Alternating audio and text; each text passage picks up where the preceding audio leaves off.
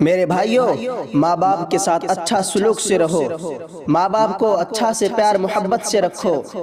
اگر آپ نے ماں باپ کو ستا چکے ہیں، اگر آپ نے ماں باپ کے ساتھ برا سلوک کر چکے ہیں، اگر آپ نے ماں باپ کو پریشان کیے ہیں، تو آئیے، آپ کا حل نکل چکا ہے۔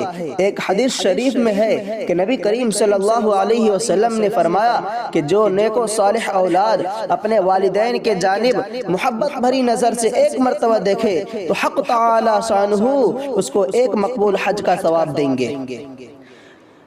بتائیے، محبت بھری نظر سے ایک مرتبہ دیکھے تو حق تعالی شانہ اس کو ایک مقبول حج کا ثواب دیں گے۔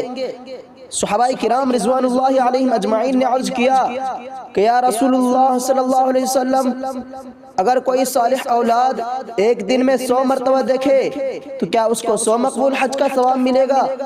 تو محسن انسانیت صلی اللہ علیہ وسلم نے ارشاد فرمایا، نعیم اللہ اکبر و اطیب، ہاں رب کائنات کی عطا اور بخششیں تمہارے تصورات سے بڑھ کر ہے۔ عزیزان ملت، حدیث شریف پر غور کریے، صرف محبت بھری نظر سے دیکھنے کا اتنا ثواب ہے تو جو والدین کو ہمہ وقت خوش رکھنے اور اس کی خدمت و فرما برداری میں لگے رہتے ہیں، ان کا درجہ رب کائنات کے پاس کتنا بلند رفع ہوگا۔ اور ایک بات میں آپ کے آگے گوش گزارش کر دینا مناسب سمجھتا ہوں کہ ماں کا حق باپ کے حق کے مقابلے میں زیادہ ہے، اور کیوں نہ ہو، رب کائنات نے جو مقام ماں کو عطا کیا وہ باپ کو عطا نہیں کیا۔ ماں بچوں کے لیے تکالیف و مصائب برداشت کرتی ہے، ماں بچوں کے لیے سردی کو برداشت کرتی ہے، ماں بچوں کے لیے اپنی نیند قربان کرتی ہے، ماں بچوں کے لیے اپنا سب کچھ قربان کر دیتی ہے جو باپ نہیں کر سکتا۔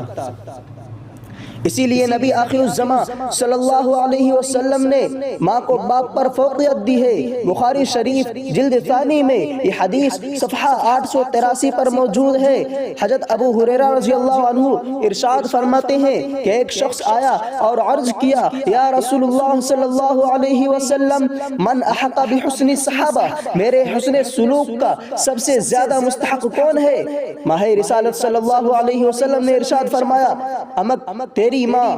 پھر سوال کیا، ثم من، پھر کون؟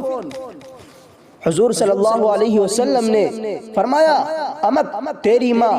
ایسے ہی 3 مرتبہ سوال کیا اور محسن انسانیت صلی اللہ علیہ وسلم نے وہی جواب دیا۔ جب 4تھی مرتبہ سوال کیا تو شہنشاہ بطحہ صلی اللہ علیہ وسلم نے فرمایا، ثم ابوک، پھر تیرا باپ۔ اس حدیث شریف پر غور کرنے سے یہ بات اظہر من الشمس ہو جاتی ہے کہ ماں کو باپ پر فوقیت حاصل ہے، اس لیے کہ ماں بچوں کی خاطر جو قربانیاں دیتی ہے وہ قربانیاں باپ نہیں دیتا۔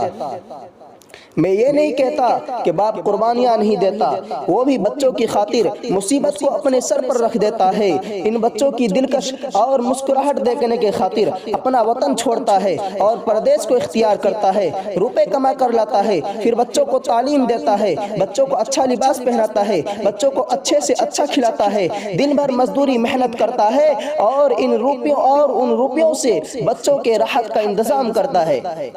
باپ بچوں کی خاطر ان تمام قربانیوں کو برداشت کرتا ہے، لیکن یاد رکھے، باپ کی تمام قربانیاں ماں کے اس وقت کا مقابلہ نہیں کر سکتے جس وقت سے ماں وقت کاٹ کر تم کو جنم دیتی ہے۔ برادران عزیز، والدین کی نافرمانی اور ان کے ساتھ گھناؤنی حرکت کرنے کے نتیجہ میں اللہ رب العزت دنیا میں ہی دکھا دیتے ہیں، جیسا کہ میں نے ماں قبل میں ایک واقعہ بھی بتایا تھا۔ لیکن ایک صحابی ہے، بہت صالح انسان ہے، جس کا نام علقمہ ہے، نماز کی پابندی کرتے ہیں، نفلوں کو کثرت سے پڑھتے ہیں، زکوٰۃ و صدقہ ادا کرتے ہیں، اعمال صالح کے پابند ہے، لیکن انہوں نے اپنی بیوی کو ماں پر ترجیح دی، جس کا نتیجہ یہ ہوا کہ انتقال کے وقت زبان پر کلمہ طیبہ جاری ہی نہیں ہوتا اور روح گلے میں اٹکی ہوئی ہے۔ تمام لوگ دعا کر رہے ہیں، قرآن کی تلاوت کی جا رہی ہے، لیکن روح جسم سے نکلنے کا نام ہی نہیں لے رہی۔ علقمہ تکلیف کی وجہ سے تڑپ رہے تھے۔ حضور صلی اللہ علیہ وسلم کو واقعہ کی اطلاع دی گئی۔ حضور صلی اللہ علیہ وسلم نے فرمایا کہ اس کے والدین زندہ ہے۔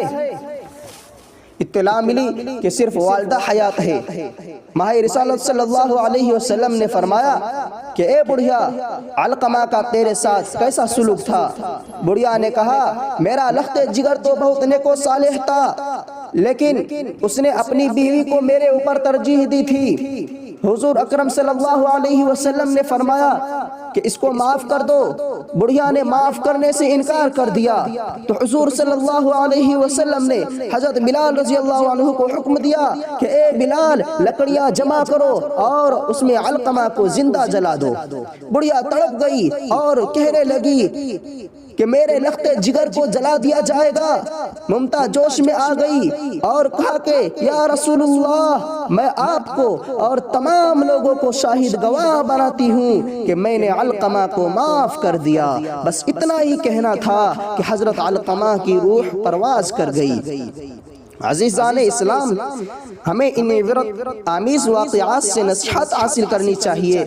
یہ واقعات تاریخ کی کتابوں میں اور ان کے اوراق میں ابھی بھی موجود ہے۔ کسی شاعر نے کیا خوب کہا ہے، اپنے من میں ڈوب کر پا جا سراغ زندگی، اپنے من میں ڈوب کر پا جا سراغ زندگی، تو اگر میرا نہیں بنتا نہ بن، اپنا تو بن۔ ہمیں خود اپنی فکر کرنی چاہیے۔ والدین کا حق حقوق العباد سے تعلق رکھتا ہے، اور حقوق العباد حقوق اللہ سے بھی خطرناک ہوتے ہیں۔ اسی پر میں اپنی بات کو ختم کرتا ہوں۔ اللہ ہم سب کو والدین کے ساتھ حسن سلوک اور ان کو راضی کرنے کی توفیق عطا فرمائے۔ آمین۔ وآخر دعوانا ان الحمد للہ رب العالمین۔